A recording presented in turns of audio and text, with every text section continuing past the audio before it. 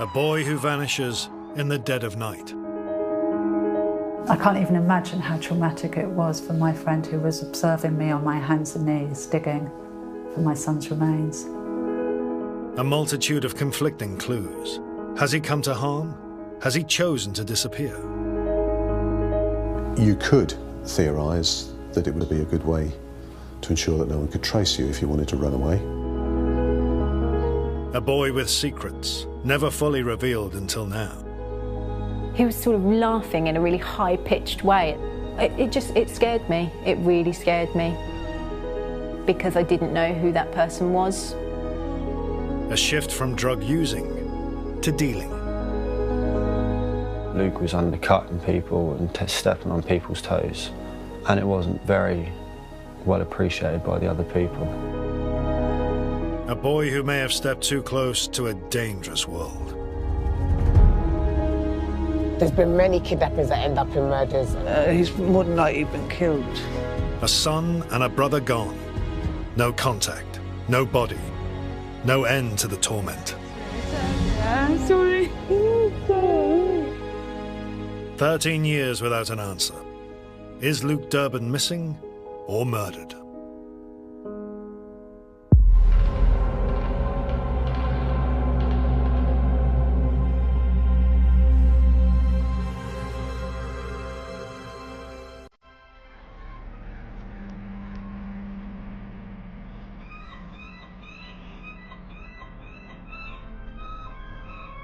Ipswich, Suffolk.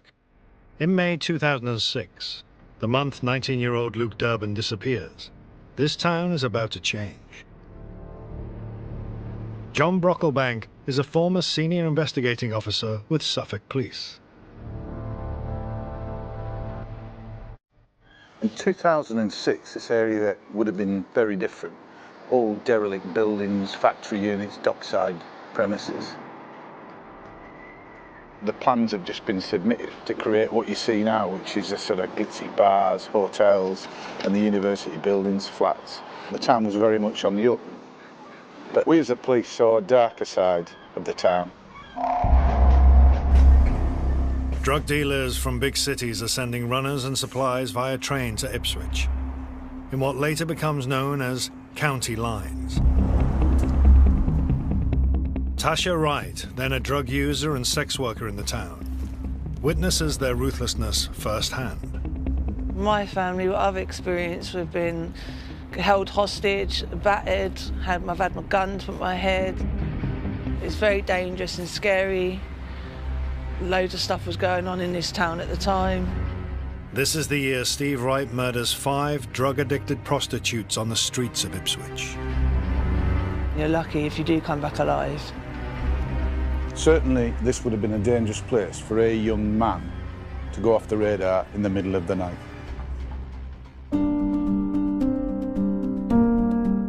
But in May 2006, that's what happens to Luke Durbin. He's living with his mother, Nikki, and sister, Alicia, in Hollesley, 16 miles from Ipswich, where he grew up. When Luke was about 5 and Alicia was about 3, me and the children's father split up. So it was the 3 of us, and we were a very close family, I'd say. It was hard work, but I think as a parent, once your children are older, you realise how easy it is when they're little and you know that they're safe in bed. Jocelyn Barber is Luke's cousin. Luke and I were inseparable when we were younger. He was like having a brother that was the same age, which worked brilliantly well. When you're growing up, when you're a child, some people are just really cool, aren't they? And he was a cool customer.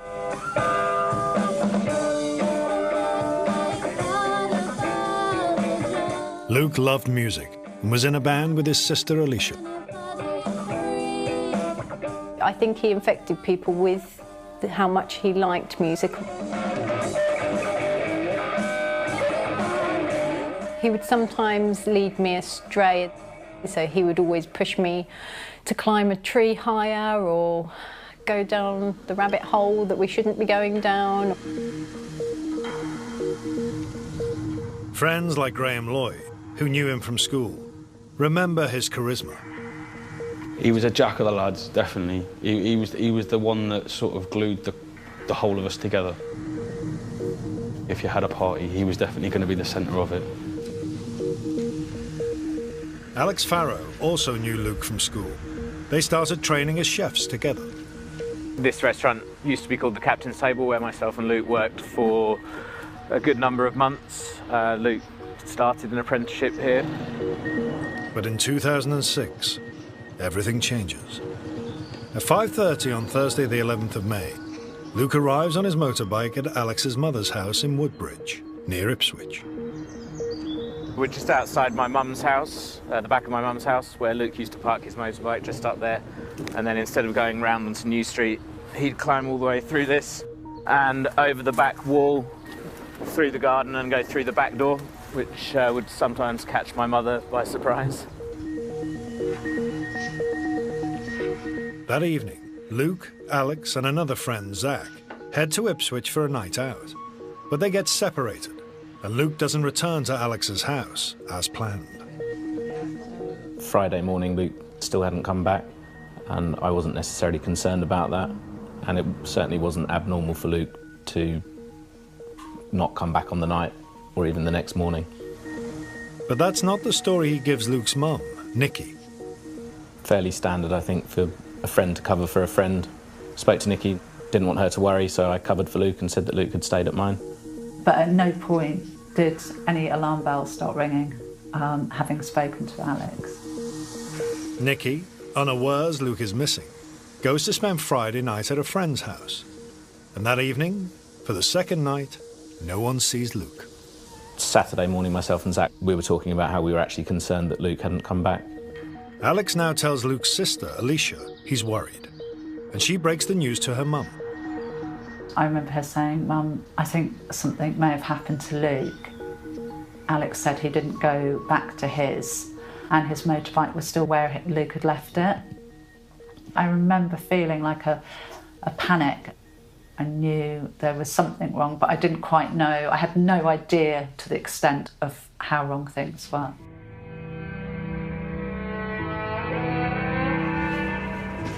Alex is wrestling with not having reported Luke missing at an earlier stage. I think you always think, what could I have done to make a difference? But I don't think Nikki would have raised the alarm if I'd have said just that day he didn't stay at mine. I think she would have probably thought fairly similar to what I thought. With missing, it just doesn't stop. I'm very familiar with the black cloud that can come over me now. I know what that black cloud is about. It is about my despair of losing my child. Coming up, as police launch a hunt for 19-year-old Luke, could he have upset the wrong people? There's a lot of nasty people around here that if they don't like you, they'll get you. Or has he simply taken off by himself? He's done it before. He went to France for a couple of days. Yes, I do remember that.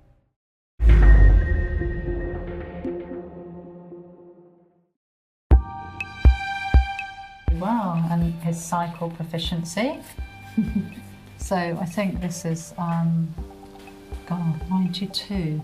Can't even think. Chris Leggett, close friend of Nikki Durbin, was always like a grandmother to Nikki's son, Luke. Yeah, Luke was always a really sort of gentle little boy, wasn't he? He was. He was a lovely little boy. And he was very thoughtful. Yeah. In May 2006, aged 19, Luke Durbin has disappeared. One thing I remember about Luke as a young boy, probably, well, when I used to take him to Ipswich, him and Alicia, for Christmas shopping, he always asked for something that would be beneficial to you, like black trousers for school. Oh. Or trainers for school. Oh my God. Yes, he never wanted a toy. Oh. He got both, but... No. Sorry, I didn't mean to make you feel sad. It's fine.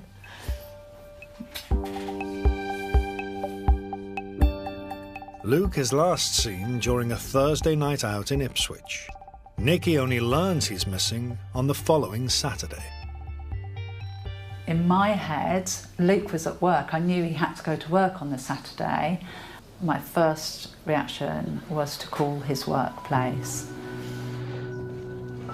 Luke's new job is at a cafe cum greengrocers up the coast in Aldborough, run by Susie Medland. I picked up the phone and it was Nicky, and she said, "Was Luke at work?" And I said, "No." I then started calling Luke's friends, and no one had seen him since the Thursday night. I called the hospital, but there was no young men of his age or anything in hospital.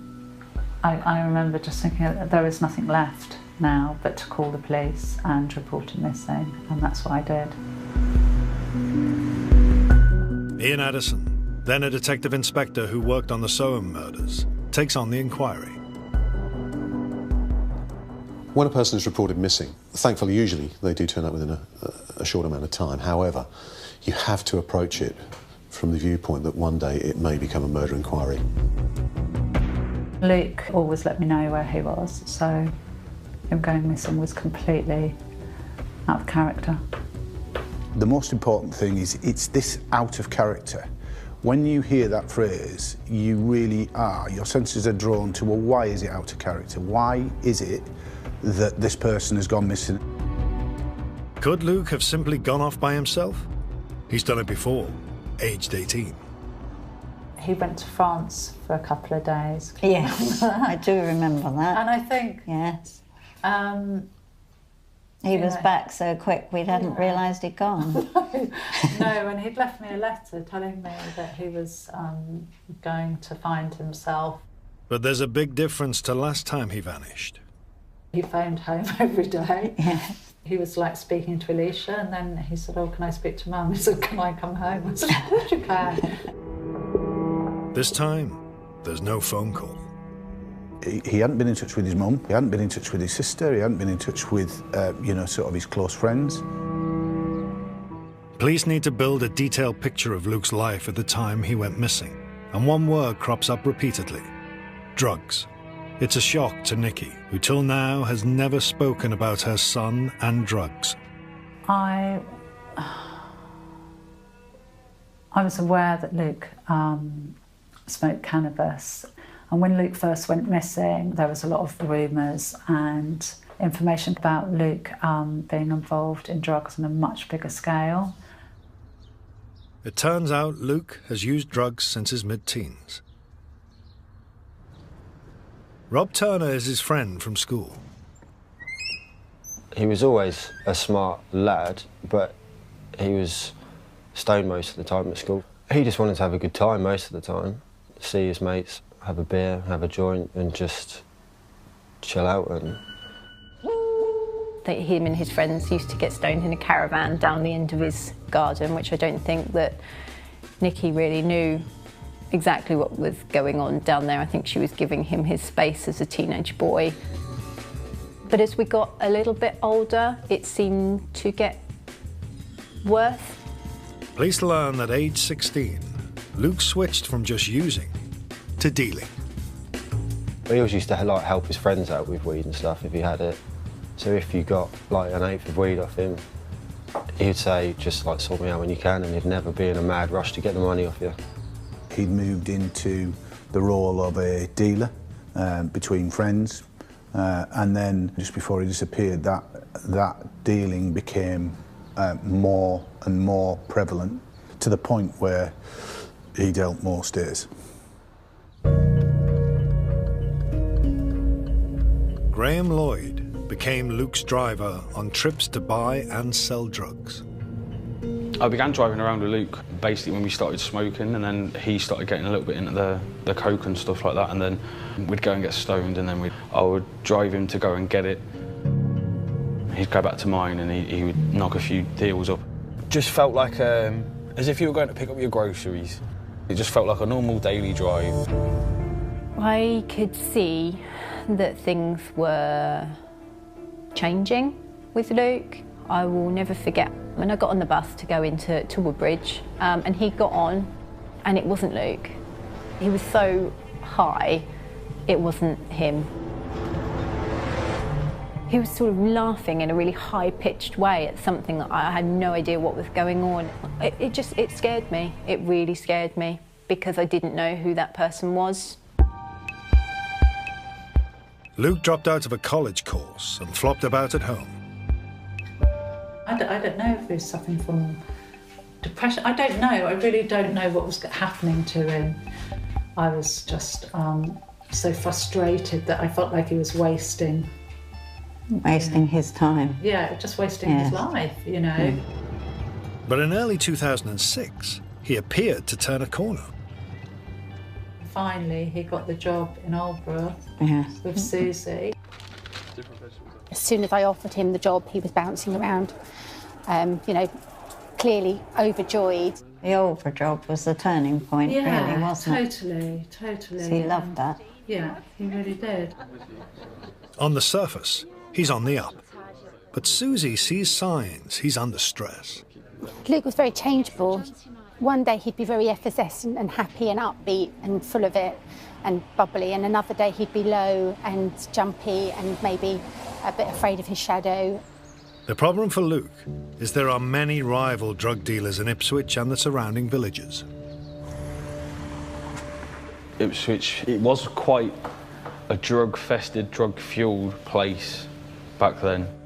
I lived on a little council estate just outside Woodbridge, and I knew 5 drug dealers on that one council estate, and I'm sure there's only probably about 50 houses on the whole estate. Everybody sees Woodbridge and thinks it's the nicest place in the world because of the houses and stuff, but there's a lot of nasty people around here that if they don't like you, they'll get you. It was spoken about that Luke was undercutting people and stepping on people's toes, and it wasn't very well appreciated by the other people. What do you think about that? I don't know. Then you've got to look at, has he come to some harm or disappeared as a result of the competition between individuals for turf or territory? In 2006, drug barons are sending dealers by train to towns like Ipswich to grab the drug trade from rivals like Luke, a system soon to be known as county lines. This is Portland Road. This is where I used to work. Back then, Tasha was a street prostitute. She experienced first-hand county line dealers muscling in on the local drugs trade. Yeah, I was a bad smackhead, getting out of my face every day, all day, all my money, every single penny used to go on heroin and crack cocaine. Drug dealers come to this town from all over, Liverpool, London, Birmingham, you name it. They come over here, come into people's houses. I've had a personal experience, people taking over my flat, they come in, say they're going to pay me this, so they'll only give me like a shot, one shot in the morning and one shot at night, take over my yard, smash my yard up. People would shit in shoe boxes, in the bath, smear shitting that all over your house, literally feces, and then try and like own you, tell you what you can and can't do. So did Luke get in their way? But when you see other people from our own town, like our own people selling the drugs, they hate it. Police need to build a detailed picture of exactly what happened the night Luke went missing and any involvement with drugs. Coming up, are there signs Luke could have gone off radar and still be alive? The leaving of the phones and the leaving of the wallet struck me as quite an odd thing for somebody like Luke. Or has he been abducted and murdered? Like drug debts, you could owe someone money and like you could be walking down the street and nowhere to rely. You could be bundled in a car and disappeared.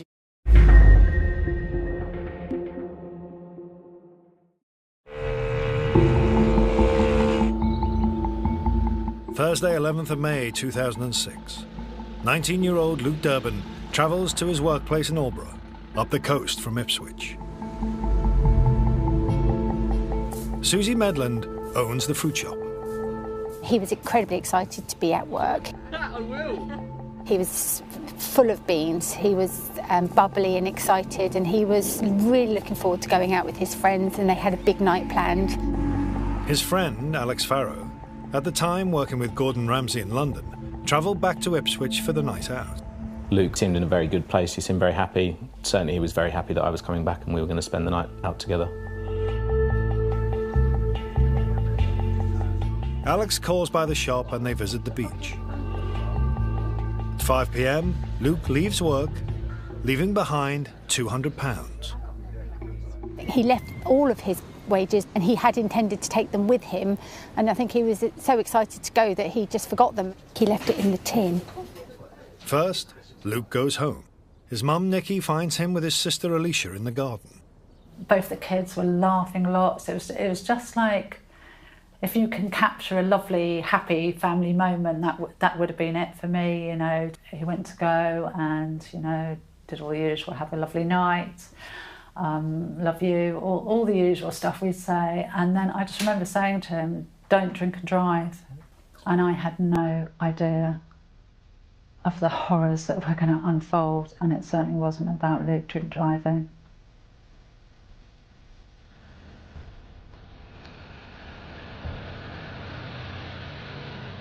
Next, Luke rides his bike to Woodbridge, dumps it there, and is picked up by a friend with a car who takes him to a drug deal. The inquiry, it became apparent to us that Luke had been given lifts by various friends, but one in particular, at various times to go and buy drugs. Luke goes back for his bike and parks it behind Alex's house. The initial plan is for Luke, Alex and another friend, Zach, to drink at various pubs in Woodbridge. At about 7:15, Vicky Irwin, now a BBC radio reporter, sees Luke with Zach at the King's Head. So I'd come out to meet some girlfriends. We were just sat actually right here. I was sat on this side, they were sat on the other side. They were sort of rolling a cigarette and being quite gregarious and chatty, and we were all just sat there thinking, hold on a second, I mean, we're all in our early 30s, late 20s. You look about 12, because he looked quite young. What on earth are you doing trying to chat us up?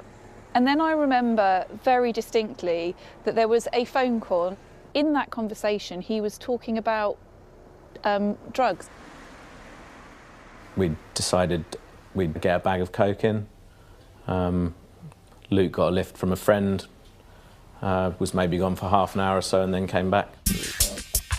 The boys head to Alex's house to take cocaine.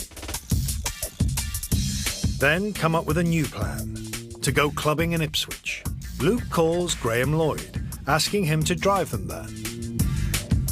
The original arrangement was that I was going to take everybody out. He was going to buy me drinks of Coca-Cola all night, and then I would bring everybody home again at the end of the night, safe and sound. Luke is to stay the night at Alex's when they get back. At the last minute, they decide to stand down Graham and use a taxi instead. And I got I think it was a text message off him saying, you haven't got to take us, you just need to come pick us up, I'll get in contact with you later on. Luke left his phone, his wallet, all his keys and things like that at mine because he was worried that he'd lose things when he went out. The leaving of the phones and the leaving of the wallet struck me as quite an odd thing for somebody like Luke who was reliant on his phones really for his day-to-day contact with friends and associates. You could theorise that it would also be a good way to ensure that no one could trace you if you wanted to run away. However, at that time, we had to go with what we were being told by people, and that was that he didn't want to lose them. At 11:30, Luke, Alex and Zach take a taxi to Ipswich. They're captured on CCTV as they arrive at Cardinal Park Entertainment Complex. In the police investigation which follows, police ask Nikki to pick the boys out. So then you can see Luke and Zach, they're actually going to this taxi, and Alex is in the taxi. He's had enough and wants to go home. I'd been working very, very hard in London at the time, sort of up to 100 hours, and felt pretty exhausted when I was in the taxi. So he makes the right decision, goes home. That left Zach and Luke. They're just walking out of the Cardinal Park. I think they're sort of play fighting in places. It's 12:07 a.m. They're heading to a nightclub called Zest. This is Zest. It's boarded up now because a young man was, in 2006, was tragically shot and killed here. But it was a lively nightclub in Ipswich at that time. Luke and Zach arrived here at 12:10 and they were turned away because they were eating, but came back 20 minutes later. Luke is without his wallet, so Zach has to pay for their entry and buy drinks. And Zach was at the bar and he turned round and Luke had gone missing. And that was the last meaningful connection he had with his friends that evening. At 1:20 a.m, Zach leaves, having failed to find Luke. We have found some witnesses, 2 girls actually, who say they saw Luke around 1:30 in the morning and they were talking to him. So he was definitely still in the club at that time. Graham is still waiting for his summons to come and pick up Luke and Zach. So I just sat up waiting all night, and I never had a phone call, text message or anything off him. And then it got to about 1:30 in the morning. So that's when I then tried to ring him and I couldn't get through to his phone. The railway station is close to the nightclub. There's no CCTV, but at 2 a.m, Luke is seen by a witness here.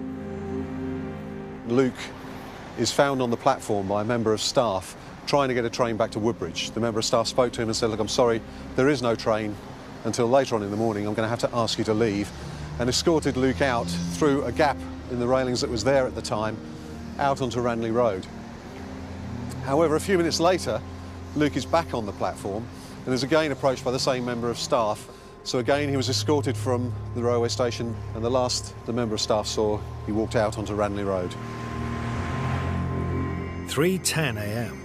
Luke is a mile away at Hawk Express cab office. And Luke's trying to find a way home and he hasn't got any money. And he spends quite a long time trying to charm this taxi driver.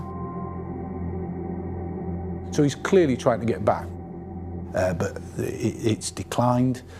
So we then track him to what became the final piece of CCTV footage. 4 a.m. Luke is on a zebra crossing on Dog's Head Street. So the zebra crossing here is where Luke was last captured on CCTV at 4 o'clock in the morning. You can just see him on the CCTV going towards the bus station. In the first couple of years of Luke going missing, I used to come down here regularly and just look at all the CCTV cameras. I just could not believe that Luke was never picked up again on camera.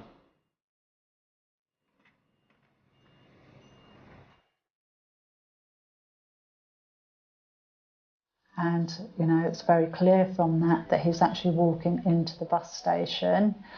But it's what happened to him then. Did he come out the bus station? You know, nobody knows. Luke may have been looking for a bus, but there are none at that time to Woodbridge. At 4:09 a.m, one last crucial image is captured on CCTV. Further down where we can see the van crossing the road is the zebra crossing where Luke at 4 a.m. is seen crossing into the bus station. And above me you can see a CCTV camera. On that camera we caught an image of a white or silver Volvo 440 car which was driving in Orwell Place out of the town. It is possible that it may have picked Luke up. This is a live inquiry, so police can say little. Despite an intensive search, the car has never been found. We believe it was registered in a false name and a false address. It is potentially connected to the drugs fraternity. So why might someone involved in drug dealing have picked Luke up at 4 in the morning? So it's pretty apparent that he owed money to people. About 6 months before he went missing, his movements into Woodbridge were a lot less, and he was a bit more secretive. It seemed like he was a bit more intimidated of coming out. When John Brocklebank reviewed the case in 2010, he found evidence confirming Luke owed money over drugs. Having a debt within so the network that we will now call county lines has consequences. Tasha fears what that could mean for Luke. Like drug debts, you could owe someone money and you could be walking down the street and nowhere to rely. You could be bundled in a car and disappeared. You could never be seen again. Or you can be bundled in a car, taken to a house, tortured, beaten the fuck out of. He's probably got himself maybe in debt with drugs, and they've gone and took him off somewhere to make him work the money off the drugs off. I've known a few people to be taken off and worked as a drug debt. They'll take you up to London, Manchester, Birmingham, wherever. There were a number of connections that we were examining, some of whom were in Ipswich and had connections to London, particularly around the Brixton area.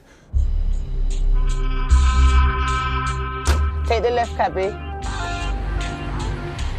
Brixton gangs have an especially violent reputation. Former gang member Nicola Whitaker, now a youth worker, was jailed over drugs.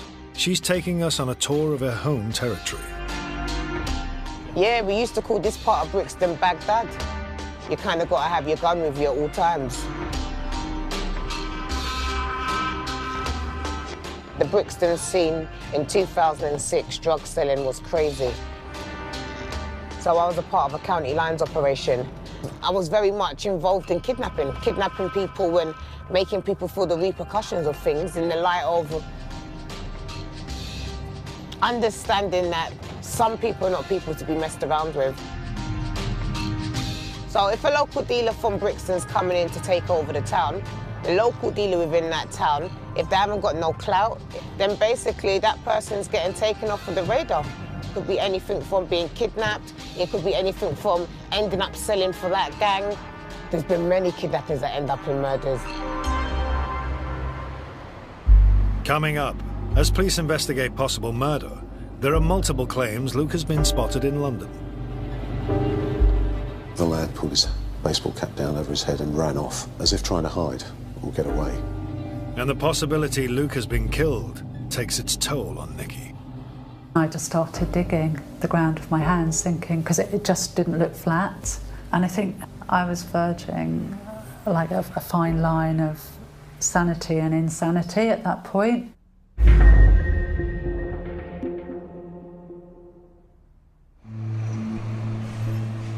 I just thought, if I come at the time that Luke disappeared, maybe I could see who was around.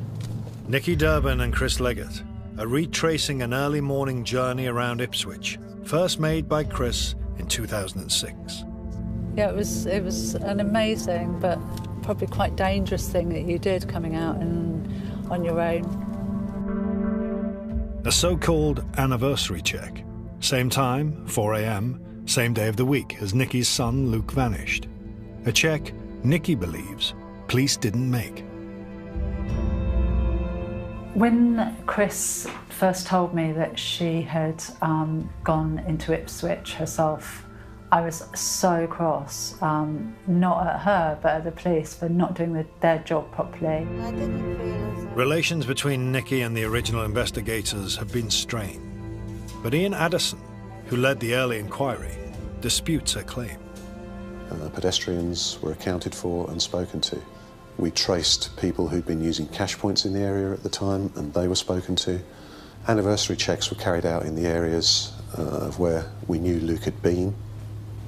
I've always looked at this inquiry as if it was my own son that was missing, and I totally understand how sometimes Nikki has felt frustrated, but the National Centre for Policing Excellence inspected the inquiry 3 times and could not suggest a single thing that could be done that we hadn't done.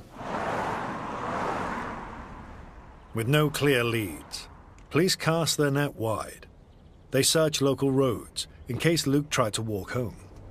One of the considerations was whether he'd been struck by a vehicle that had failed to stop. We asked our collision investigators how far a body would be thrown, and they told us it was some 75 metres, which was a theoretical maximum, which, to give you some idea, is beyond that oak tree over there. 36 miles of roadside are searched to that depth, but Luke isn't found. Attention turns to his phones, left at Alex's. It's 2006 and their early generation. There was no internet history to research or anything like that. But But there were extensive text messages, extensive call logs, phone books as well within the phones. And everybody mentioned in any way within those phones was contacted and spoken to by the inquiry team. They draw a blank, but there are potential sightings of Luke after he went missing. One in particular by his friend Rob Turner in Woodbridge. We all saw Luke a good between 2 days and a week after he went missing. We all came down here and we always used to line our cars up here. There was always a feud between us and Ipswich, so the Ipswich boys would come down here and we'd fight with them, and we'd go up to Ipswich and fight with them. So if a car ever came down, we'd always really peer in and see who was about in cars. He came from the road down the bottom. It was an E36 BMW, like a 318 style 3-door, black, with a spoiler on the back, and it had AC Schnitzer wheels on it. And that was Luke in the car, definitely. Everybody said it was definitely him. I only saw Luke in the back. I didn't see who was in the passenger seat or driving. John Brocklebank investigated the claim. That one was really interesting to us, and we've done a lot of work on it. However, there were, I'm told, 9 people also with him in that area, and none of them can recall that event. There are other sightings of Luke in a car with 1 or 2 black men. Another man says he saw Luke at a stock car stadium near Ipswich the day he disappeared, but others present saw nothing. And there's a report Luke's seen at Whitechapel in London.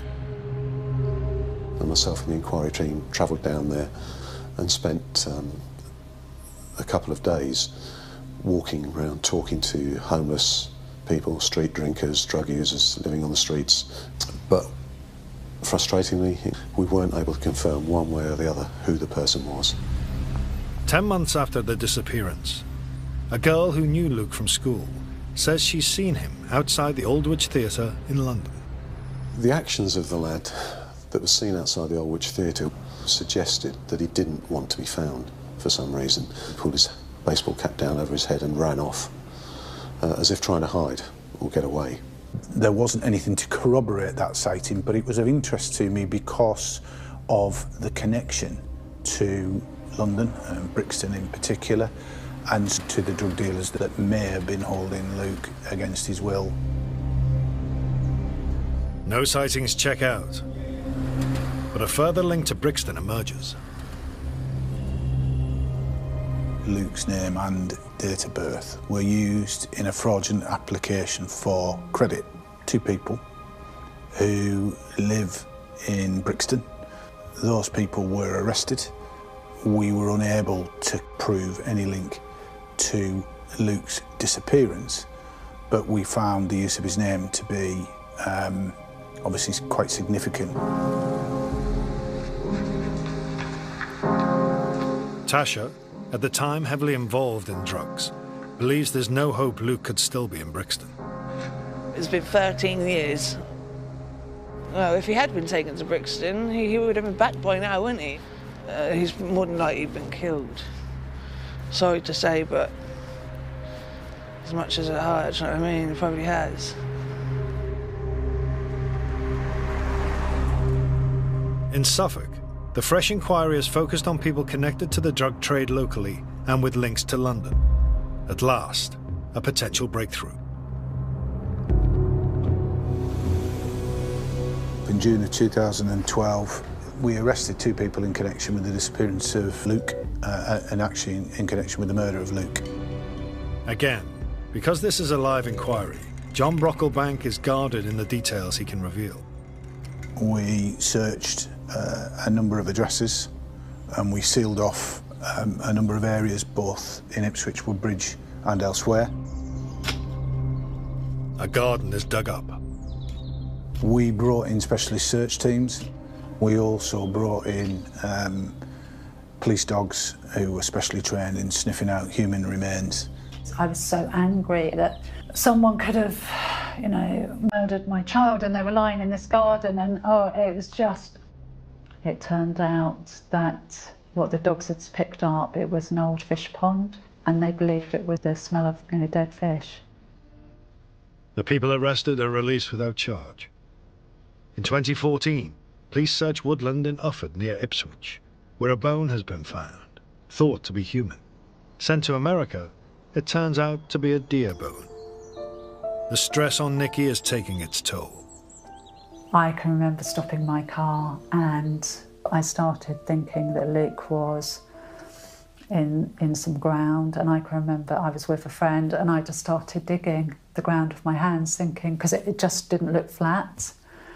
And I think it was like I was verging like a fine line of sanity and insanity at that point. I can't even imagine how traumatic it was for my friend who was observing me on my hands and knees digging for my son's remains.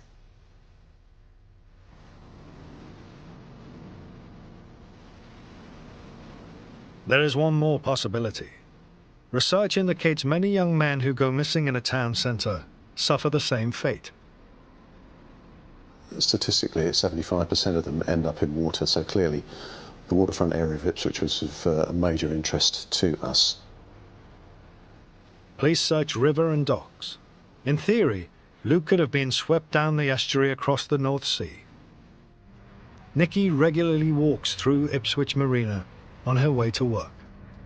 I'd always walk really close to the edge of the water because I just thought I wanted to be the person who found Luke if he was in the water.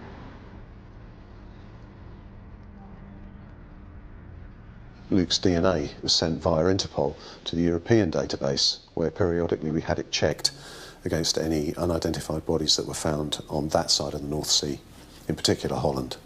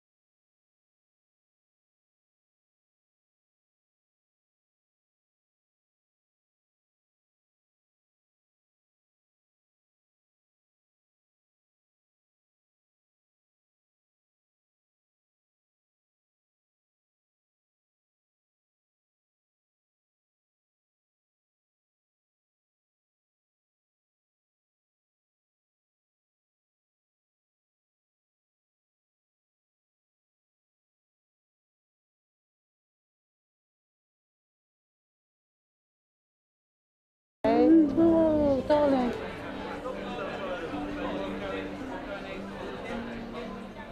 I genuinely,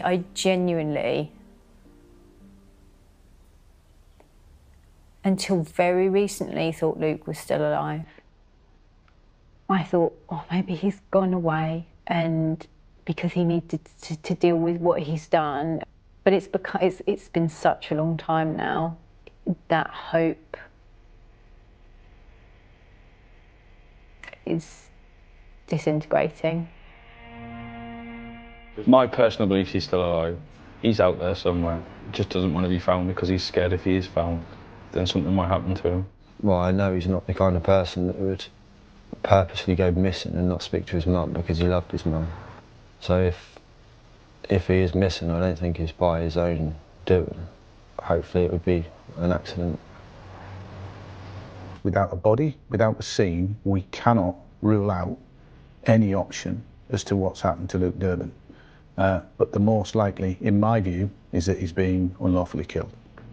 I do think Luke has been murdered, and I think I have become a master at hiding my emotions. So there's my normal life, and then there's this darker world that I can't escape because my son's in it.